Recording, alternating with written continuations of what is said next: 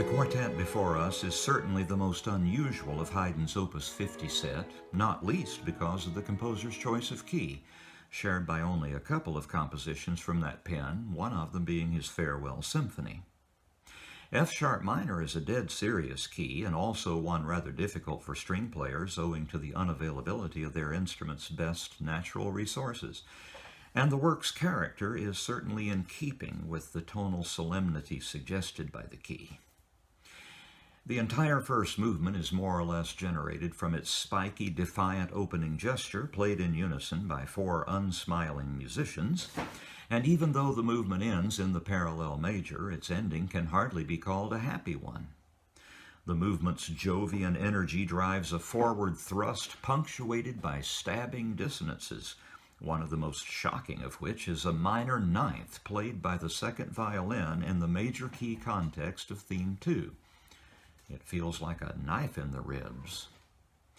And although the second movement seems at first blush to afford a respite from the first movement's severity, the sweet A major theme that we hear at the outset is actually presented in alternation with an A minor polyphonic lament shrouded in sepulchral gloom, with both themes then subjected to variation. Theme B once, Theme A twice. The second of those including a radiantly beautiful duet for second violin and cello.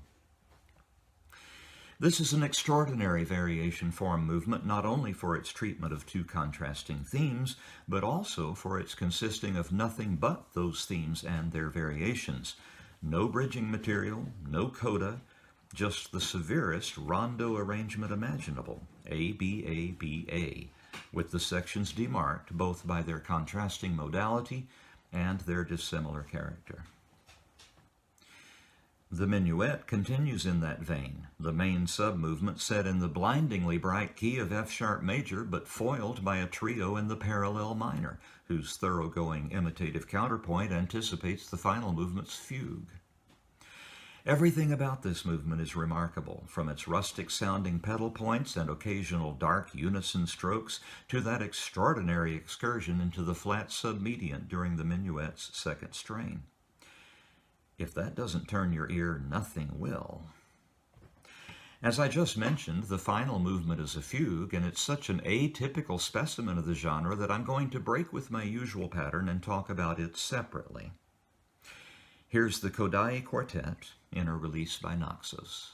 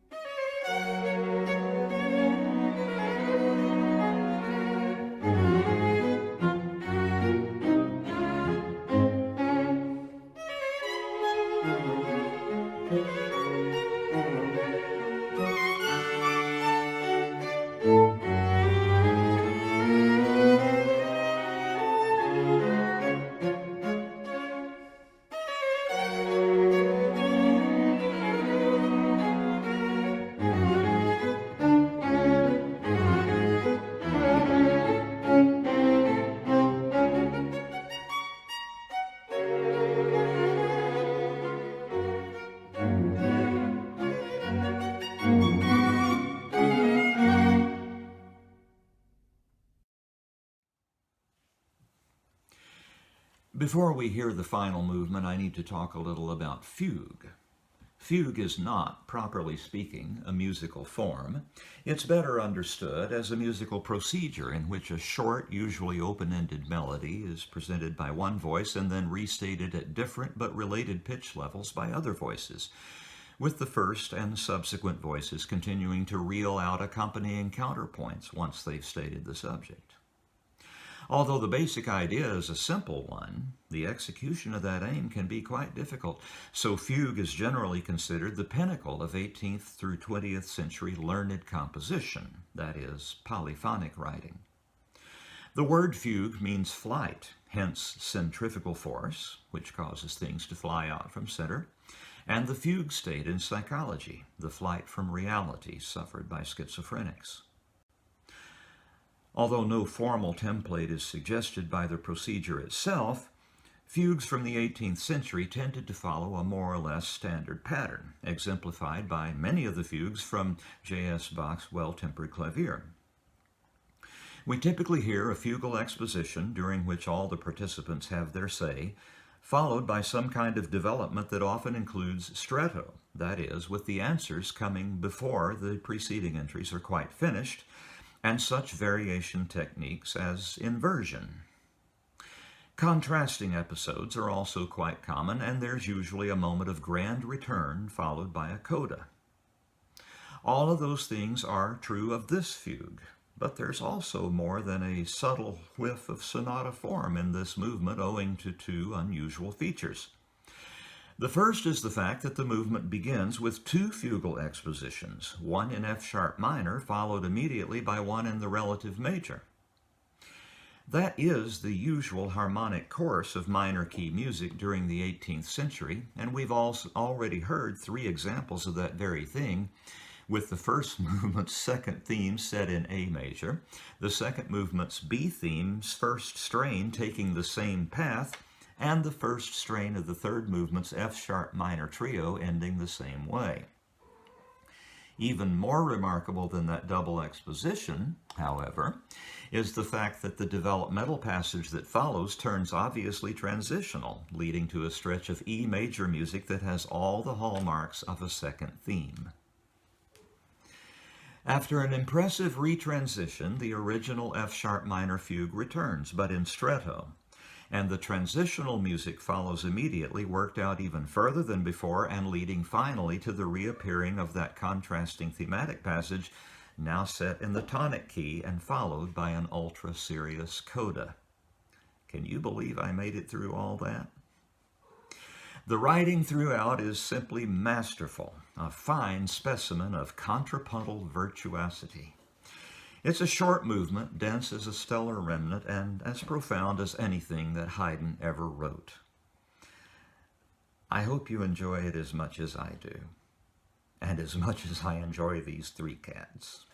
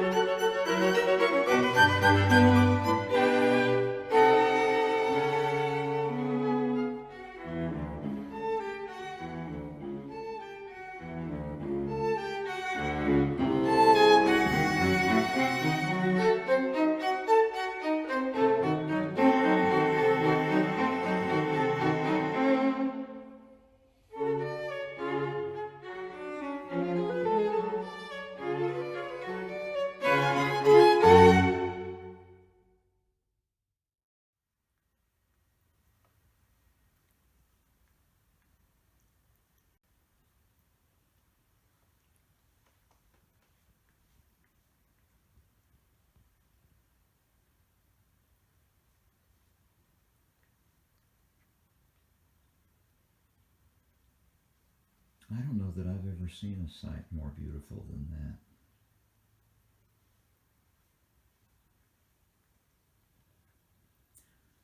Left to right, Polly, Phoebe, Loki.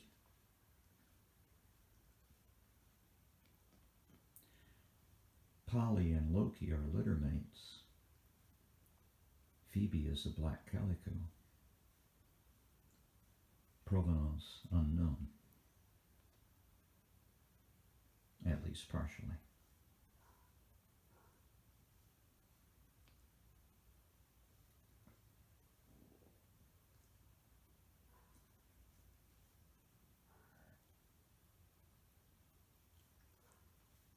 These cats are my daily joy.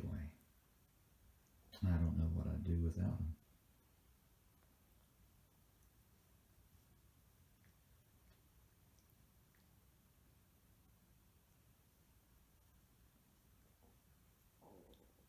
Sweet kitties.